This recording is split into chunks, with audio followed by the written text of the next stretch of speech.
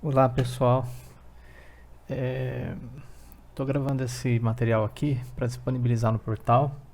Como a gente não está tendo aula essa semana por conta do recesso, por causa da gripe do coronavírus, Covid-19, é isso? Eu resolvi gravar essa videoaula aqui. Ela é bem curta, tá? E é só uma introdução. A gente hoje ia começar a ver, né, a interface do After. Então, eu vou aproveitar esse sistema aqui para mostrar para vocês a interface do After. Aqueles que tiverem After instalado podem acompanhar utilizando o programa. Como eu já disse nas aulas, né, é importante que vocês, na medida do possível, tenham esses softwares instalados na casa de vocês, tá? Tanto esse quanto o Cinema 4D. Então, ele já está aberto aqui, vocês estão vendo ele aberto. Para que a gente possa falar a mesma língua, né? É importante que vocês definam, usem essa predefinição chamada Standard, porque conforme a predefinição que vocês usam aqui em cima, as janelas às vezes elas mudam de lugar, né? Ele deixa recursos mais à mostra, né? Ou escondidos. Então, a janela que a gente vai usar é a Standard, tá? Quando vocês vão para o modo Standard, vocês vão ver que a interface dele é bem simples, é bem limpa. Ele é até mais simples que a interface do Premiere no primeiro momento, né? O Premiere tem aquelas, para quem já mexe com o Premiere, tem aquelas duas janelas aqui em cima e tem a abinha de projeto aqui embaixo, junto com a timeline. Aqui a diferença é que a abinha de projeto fica em cima e a timeline fica maior embaixo, que é bom, né? A timeline é onde a gente mais trabalha aqui no After. Ela pode chegar a ter muitas e muitas camadas, tá? E o projeto é onde a gente organiza, cria as composições, importa o material bruto, né? Importa os vídeos, os áudios, as animações, as ilustrações, os PSDs. O After ele é muito integrado com Photoshop Illustrator, então dá para importar um PSD em camadas, preservar a nomenclatura. Illustrator, mesma coisa. A gente inclusive consegue manter a função de vetor do Illustrator dentro do After, que é uma coisa que eu vou mostrar mais na frente. E na janela de visualização, no Premiere são duas, né, como eu disse. Uma para ver material bruto, outra para ver material editado. Aqui no After, vocês precisam tomar muito cuidado, porque embora seja uma janela só, ela possui várias abas. Então, aos poucos, a gente vai abrindo outras janelas, e esse é do Render Queue, por exemplo, eu costumo deixar aqui, a fila de render, e aí a gente vai começar a ter várias abas aqui, né? Umas são para ver material bruto, outras para ver material editado, outras para ver inclusive a camada. A camada, uma vez que o material bruto está dentro de uma composição, ele é chamado de uma camada. Então, a gente pode visualizar ela separado aqui. Não é a visualização do material bruto, é a visualização da camada. E vocês vão ver que isso vai acontecer bastante. Vocês vão acabar olhando para uma coisa aqui e não, muitas vezes não se dando conta de que vocês não estão vendo a composição. Mas na hora que você vê que está faltando coisa, né, vai ficar fácil identificar que o problema é esse, é mudar de aba. Tá? A única que vai mostrar o resultado final do que você está fazendo é a aba da composição. É a aba principal, é a que a gente precisa ter mais.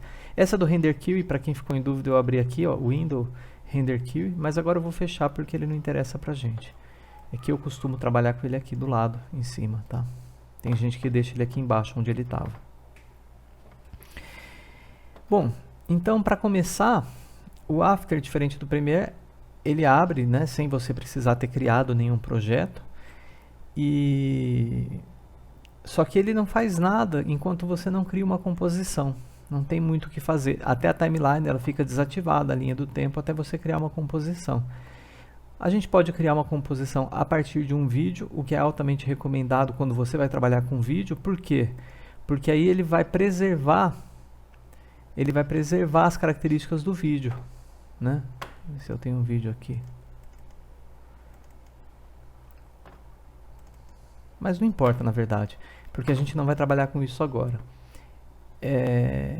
A gente vai criar uma composição do zero, uma composição usando só elementos dentro do próprio After, que é a melhor maneira de se entender o After, tá? Então eu vou clicar aqui em nova composição, e aí de cara vocês vão ver todas aquelas características do vídeo que eu expliquei, né? Aquela parte teórica, todas não, mas algumas já pipocam aqui. Então essa é uma parte muito importante, é aquela parte que muitas vezes o aluno que está começando acha que é só dar OK, e não é, porque é ela que vai definir o formato de saída do seu vídeo. Você pode acabar fazendo todo o seu trabalho numa composição que está num tamanho diferente, por exemplo, um padrão SD. Vamos por aqui um NTSC, que é 4x3, e depois você se dá conta de que o seu projeto, na verdade, é HD. E aí você praticamente tem que refazer muita coisa, tá? Não tem que refazer tudo. Então, a primeira coisa é escolher o preset adequado. O padrão, hoje em dia, é o Full HD, ele aparece aqui como HDTV 1080, 29,97 porque estamos no Brasil, os 30 quadros por segundo, não 25 nem 24, tá? HDTV 1080. E olha que curioso aqui, tem outros HD, né? Dentro dessa aba aqui, aqui estão 4K, aqui estão os de filme, aqui estão os SD. Na aba dos HDs tem o 720, que é o falso HD, né? Mas tem outros 1080, né? Tem um 1080 30 quadros chamado HDV e tem um 1080 30 quadros chamado DVC Pro. E são aqueles dois que eu expliquei na aula, o da Sony e o da Panasonic. Quando você escolhe eles, olha o que está aqui, ó, aspecto de pixel. O pixel, ele tem menos que 1920 pixels, né? Ele tem 1440 e o pixel dele é 33% mais largo. Ele é um formato da Sony, tá? E o DVC Pro HD é da Panasonic, ele tem menos pixels ainda, ele é 1280 por 1080, porque o pixel dele é 50% mais largo, é 1,5, né? Então a gente tem que atentar para isso e usar o HDTV 1080 29,97. Esse tem o pixel quadrado. Aqui estão a lista dos aspectos de pixel anamórficos que o After reconhece, tá? Anamórficos, acho que todos, se aplica a todos, não tenho certeza o termo, não só esse aqui, tá? Então o square pixel é o pixel quadrado, o frame rate 29,97 porque estava no preset. Esse drop frame, não drop frame, pode deixar assim mesmo, uma outra hora eu explico o que é. A resolução você pode mudar depois, isso aqui é só de visualização, se é full, se é half, se é 30, né? Isso aqui é importante, o start timecode, que por padrão é 0. Às vezes você pega um material bruto que foi capturado de algum outro sistema e ele não tem o timecode começando no 0. Então quando você gera uma comp a partir dele, esse valor não vai estar em 0. Talvez você vá achar útil mudar para 0, para que a sua timeline ela comece a contar a partir do 0, tá? Mas isso não é obrigatório. Como o After ele serve para compor, né? Então você pode acabar importando várias sequências diferentes e nem todas elas começam no 0. Até para você depois poder encaixar certinho uma na outra. E a duração, ela funciona da seguinte forma. Aqui a gente está vendo a quantidade de horas, aqui a quantidade de minutos, aqui a quantidade de segundos, e atenção que aqui, esses dois últimos zeros, são a quantidade de frames, tá? Eles são separados por vírgula, mas você não precisa digitar as vírgulas. Se você quiser fazer uma composição, por exemplo, de 5 segundos, você coloca 500, e ele vai entender que são 5 segundos e 00 frames. Você não pode pôr 5. Se você colocar 5, ele vai entender que é uma composição de apenas 5 frames, tá? Então, para a gente começar, pode ser uma composição de 5 segundos. Põe aqui 500, né? A cor do fundo pode ser preta mesmo, porque preta é ausência de luz, e a gente vai ver que, na verdade, esse fundo ele é invisível. Esse fundo que ele vai criar, essa cor, na verdade, ela é uma transparência. Se você renderiza um vídeo que tenha transparência, esse preto não vai aparecer, tá? Por isso que é interessante que fique preto. E depois, se você quiser uma outra cor, existem outras maneiras de se aplicar uma cor no fundo, que é o que a gente vai ver logo agora. Então, pessoal, aqui em avançado, algumas coisas que a gente vai mexer mais pra frente, tá? E aqui também a gente não vai ver agora, que são as características, as opções de 3D do After. O After ele tem várias opções de 3D, a gente vai ver isso em breve. Você pode dar um nome para sua composição aqui, mas você também pode renomear ela depois. Se eu quiser dar OK agora, que eu já estou com tudo setado, a duração certinho, ela aparece aqui do lado esquerdo, no projeto, como foi dito, né? E se eu quiser renomear ela agora, eu posso tanto vir nas configurações da composição, eu clico com o botão direito aqui, vou em Composition Settings e renomeio. Eu posso vir aqui embaixo na timeline também, Composition Settings, renomeio. Posso vir na janelinha de visualização, Composition Settings, tá? Mas o mais fácil mesmo, na verdade, o mais fácil para renomear é clicar em cima da composição e digitar Enter. Então eu posso colocar aqui, por exemplo, aula 1, né? Isso é o nome da composição. Eu não salvei o projeto ainda. Então agora eu vou salvar o projeto, porque a qualquer momento ele pode travar. Então vou em File, Save, ou Save As. Escolho um lugar, por exemplo, na área de trabalho. E vou chamar aqui também de aula 1. Tá? O mesmo nome do projeto é o nome da composição.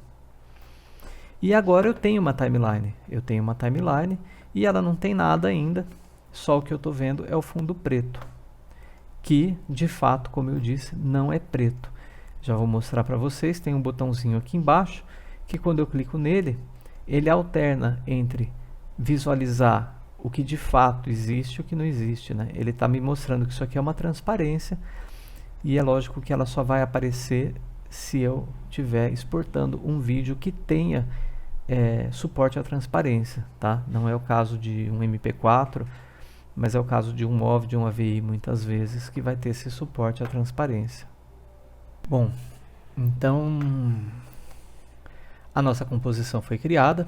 Aqui é a visualização dela, o preview. Como eu disse, está como full, ele está dando preview máximo. Você tem a opção, quando você tem muitos elementos em cena, para deixar mais leve, ou efeitos pesados, né? Você pode trabalhar com uma resolução menor, metade, 1/3, 1/4. Pode deixar em automático também. Eu costumo deixar em automático, na verdade. E aqui a gente está usando um ajuste de tela. Então, essa tela, embora seja 1920 por 1080, como foi definido, ela está com uma escala de quase 50% para encaixar na minha janela. Então, conforme eu aumento ou diminuo essa janela, ele vai ajustando automaticamente. Por isso que está esse fit up to 100, encaixar até 100%. Se passasse de 100%, que aqui no meu monitor eu não vou conseguir, ele pararia em 100, tá? Que eu acho que é o ideal. Mas, se você quiser visualizar de fato como a sua comp está, você tem que mudar para 100%, para ver se a resolução da imagem está boa, né? Para ver se está tudo legal. Então, aí você tem que mudar aqui. Então, isso aqui é importante, isso aqui, isso aqui. Outra coisa importante é que aqui a gente pode ativar o Action Safe, quer dizer, as margens de segurança de vídeo e de texto, tanto do 16:9 quanto do 4:3. O After, quando surgiu o vídeo 16:9, ele manteve a margem de segurança do 4:3, porque muitas mídias, muitos veículos, canais de TV, exigiam que o texto ficasse aqui dentro dessa margem, porque o vídeo era exibido tanto para TVs HD quanto para TVs SD.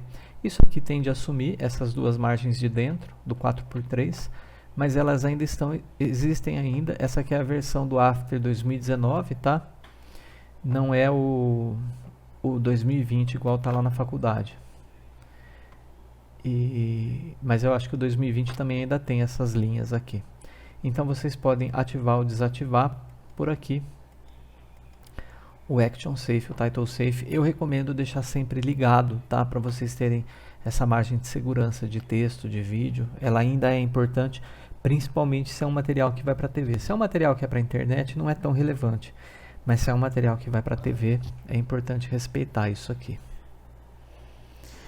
Bom, para começar, para a gente não ficar com essa essa composição vazia em branco, a gente vai criar agora de fato algo que preencha ela, algo que não vai ser transparente como isso aqui, né? E esse algo se chama sólido. A gente vai criar um sólido. Esse sólido, para criar ele, vocês podem vir com o botão direito aqui na timeline, novo, tem um menuzinho novo. Isso aqui são todas as coisas que a gente pode criar dentro do próprio After, tá? Um texto, um sólido, luz, câmera, objeto nulo, shape layer a gente vai ver também em breve, um layer de ajuste, muito importante, e algumas coisas que estão relacionadas com outros softwares, o Photoshop, o Maxon, né, o Cinema 4D. E esse Content Aware Fill Layer, to create a new layer that fills all transparent pixels of the active composition. O professor de vocês não sabe o que é. Ok? Tô vendo agora, não tinha reparado. Então ele nem criou nada, ele só criou, mas deve estar relacionado com o Content Aware do Photoshop, né? Que cria, substitui as imagens de fundo quando você quer apagar alguma coisa e tal. Mas agora eu não saberia dizer o que é. Então a gente vai vir com o botão direito aqui. Se vocês quiserem vir aqui também com o botão direito, dá certo. Só que agora, diferente do Composition Settings, né, que a gente veio aqui e aqui, aqui não adianta eu vir com o botão New, com o botão direito, porque só o que ele vai me criar é uma nova composição, uma nova pasta, um novo arquivo do Photoshop, um novo arquivo de Cinema 4D, tá? Então ele não vai interferir em algo que está dentro da composição por essa janelinha projeto, né? Eu tenho que de fato abrir a composição e entrar dentro dela, e aí sim eu posso criar um novo sólido, tá? Botão direito aqui, novo sólido, ou aqui embaixo. Novamente a gente vai se deparar com as informações de tamanho e também, no caso de pixels, né, o tamanho em pixels, e também o aspecto do pixel aqui embaixo, né, para vocês verem como é importante essa questão do aspecto do pixel. Se vocês quiserem que esse sólido de fato encha a composição, vamos supor que eu tivesse criado um sólido antes de outro tamanho, tipo 1000 por 1000, 1000 por 1000. Ok. Ele não encheu a composição. E a hora que eu for criar um novo sólido, ele vai ter guardado essa informação 1000 por 1000. Então, se você quiser garantir que ele vai encher a composição, você clica aqui em Make Comp Size. Ok. Agora eu tenho de fato dois sólidos. O primeiro que eu criei, que é um pouco menor, é 1000 por 1000. Ó. Ele está aqui. Tá? Liguei a transparência para a gente ver. Desliguei a transparência. Tá? E o de baixo, que enche a tela, que é 1920 por 1080. E agora não faz mais diferença se eu ativo ou desativo a transparência, porque de fato eu tenho alguma coisa preenchendo a tela. Tá?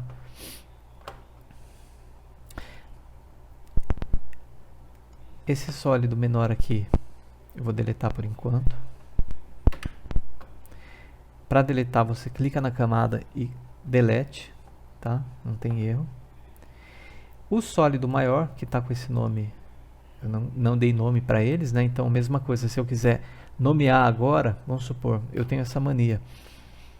Se esse sólido é 1000 por 1000, eu posso chamar ele de 1000 por 1000, entre parênteses 1.0, para lembrar que ele é square pixel. E esse aqui, 1920 por 1080, mesma coisa que para renomear a composição. Eu dou Enter e posso renomear. E a hora que eu renomeio, ele vai renomear aqui embaixo, né?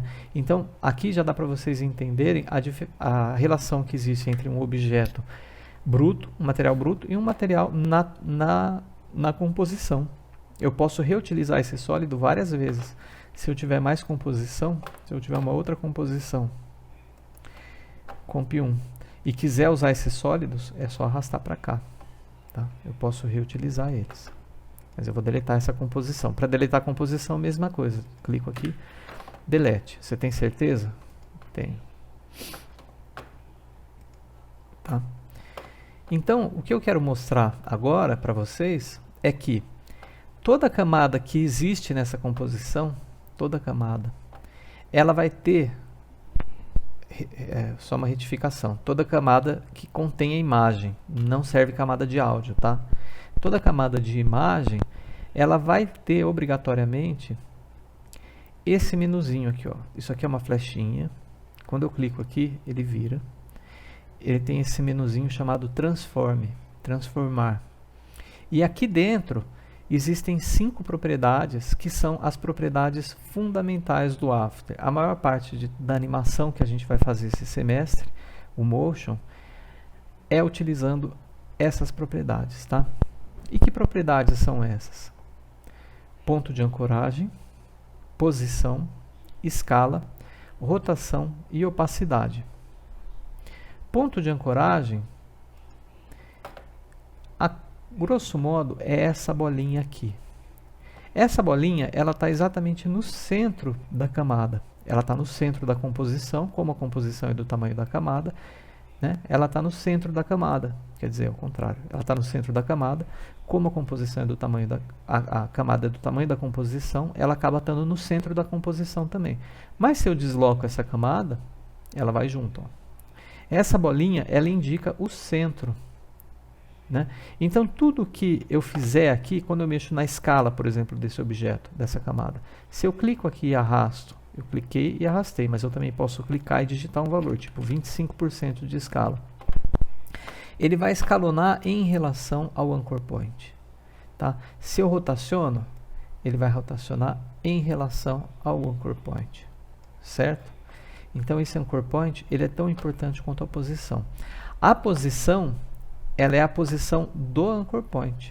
O anchor point, ele está a 960 pixels por 540 pixels da camada. Essa camada aqui, como a gente viu, ela é 1920 por 1080, certo? Então, o centro dela é 1920 dividido por 2. Se vocês não forem bons de conta, não gostarem de fazer conta, vocês podem digitar aqui, ó, 1920 dividido por 2. O After, ele tem essa característica. Ele faz conta aqui dentro. 3 vezes 3. Ó, mudou para 9 o anchor point. Agora, esse anchor point, ele está a 9 pixels de distância da borda, tá? Isso que eu fiz agora foi dar um zoom. Eu usei o atalho Z. O Z, ele pega essa ferramenta de zoom. Se eu quiser voltar, é só vir aqui Fit Up to de novo, tá? Eu usei o Z só para a gente ver de perto esse anchor point. Então, se eu quiser que volte tudo ao normal, é só clicar aqui em Reset e voltou tudo ao normal. Voltou o anchor point para o centro. Agora, a posição da camada voltou a ser o centro da composição. Então, ele está coincidindo com o anchor point. Repetindo, essa posição é a posição da camada, é a posição desse sólido. Então, o anchor point é a posição desse anchor point, né? Ele tem como referência a posição do anchor point. Então, esse anchor point, que é o centro da camada, agora está a 1160 pixels na horizontal, então um pouco mais que a metade, né, que é 960, e a 660 pixels na vertical, um pouco mais para baixo aqui da metade também, porque eu arrastei ele aqui para a direita e para baixo, tá? Então, vocês vão ver aqui que a posição muda, né, conforme eu mexo o sólido. A escala também. A escala eu posso mudar por aqui também, se eu quiser, ó. Só que aí vocês veem que a escala, ela não é proporcional. Se eu puxo um desses pontos, eu acabo gerando uma escala que não é proporcional. 21,5 por 46,7. Tá? Se eu quiser fazer voltar a ser proporcional, eu tenho que desativar esse cadeadinho aqui. Esse cadeadinho, ele está mantendo a proporção entre esses dois valores. Então, agora, por exemplo, se eu coloco 100 aqui, o outro vai ser mais do que 100, vai ser 217,5. Olha lá, para manter a proporção que estava, né? Que eu tinha feito ele retangular. Então, se eu desativo aqui o cadeadinho, eu posso voltar, tipo 100 por 100 por 100, né? Ou, novamente, clico em Reset. Agora o cadeadinho está desativado. Vou manter ele ativado. Fit de novo. E rotação e opacidade. Opacidade vai fazer o objeto esmaecer, vai ficando invisível, vai desaparecendo. Tá? Então são essas as propriedades de qualquer camada dentro do After Effects. Ok? Para encerrar essa aula e para deixar vocês com vontade de mexer no After, agora a gente vai entender que como é simples fazer animação no After Effects. Todas essas propriedades aqui, elas podem ser animadas. Eu posso animar o Anchor Point, eu posso animar a posição, escala, rotação e opacidade. Como que eu sei que todas elas podem ser animadas? Porque todas elas têm um cronômetro do lado do nome da propriedade. Então, esse cronômetro significa que eu posso criar keyframes, eu posso criar quadros-chaves nessa propriedade. Então, vamos supor que eu queira fazer esse sólido ir apagando. Aqui estão os 5 segundos. Ó, aqui vocês podem dar zoom para mais e para menos na composição, tá? Na timeline, perdão. Ó. Também vocês podem usar o menos e o mais do teclado aqui, não do teclado alfanumérico, tá? Do teclado aqui de cima. Em cima, perto do backspace aqui, em cima dos acentos, menos e mais. Então aqui eu estou vendo a timeline inteira. Ela vai de 0 a 5 segundos, como a gente tinha definido, né, no Composition Settings. Então vamos supor que eu queira fazer esse sólido apagar de 0 a 1 segundo e depois acender de novo de 1 a 2 e apagar de novo, alguma coisa assim. Eu coloco o cursor onde eu quero criar o meu primeiro keyframe, então é preciso olhar agora onde está esse cursor. Então eu vou colocar ele no começo da composição. Existe um atalho para isso, que é o Home e o End, tá? O End vai para o começo da composição, o End vai para o final, o Home vai para o começo. E aí eu vou ligar esse cronômetro. E ele vai criar um quadro-chave. Isso aqui está dizendo o seguinte, está dizendo que nesse momento, essa camada tem obrigatoriamente esse valor de opacidade, tá? 100%. Coloco o meu cursor em 1 segundo e diminuo aqui para 0%. Quando eu altero o valor de uma propriedade que já possui um keyframe, que é o caso dessa aqui, ela já possui um keyframe, ele vai automaticamente criar um segundo keyframe.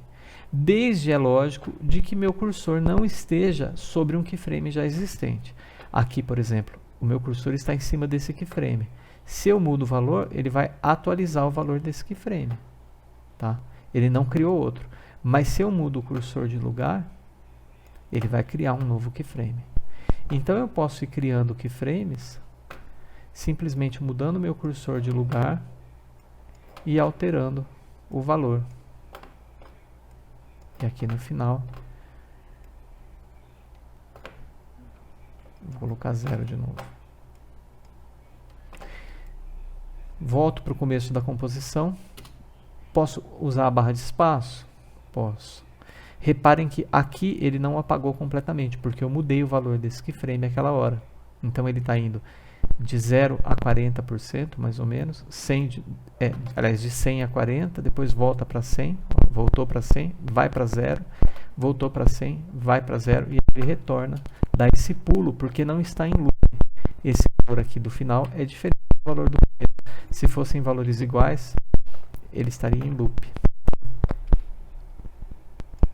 Se eu quiser atualizar esse valor aqui, eu ponho o meu cursor de novo aqui em cima e ponho de novo 0%. E agora ele vai de fato ir até 0, depois 100, depois 0, depois 100, depois 0. Tá? Eu tenho um estrobo com a pilha fraca agora aqui. Certo, pessoal? Então, isso aqui é muito simples. É assim que a gente anima no After Effects, criando esses keyframes. A criação de keyframes, como vocês viram, é automática. Basta que você ligue o reloginho. Mais um exemplo aqui. Se eu ligar o reloginho da rotação e lá na frente eu mudar esse valor de rotação, vamos supor para 180 graus, 180, além dele piscar, ele vai dar uma volta completa. O sólido vai dar uma volta completa. Uma volta completa, não, perdão. meia volta, porque são 180 graus. Se eu quiser que ele dê uma volta completa, eu mudo aqui para 360.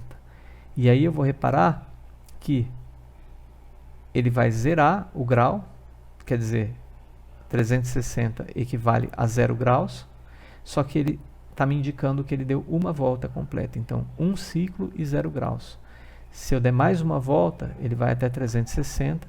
A hora que chegar em 360, ele vai mostrar 2 ciclos e 0 graus. Tá? Então, para abreviar, se você quer que ele dê tipo 5 voltas, você não precisa ficar girando aqui. Você já vem aqui e coloca 5. E aí, o sólido vai dar 5 voltas em 5 segundos. Ou seja, está dando uma volta por segundo. Uma volta completa por segundo. Enquanto ele acende e apaga. Depois, em casa. Em casa não, porque vocês devem estar em casa.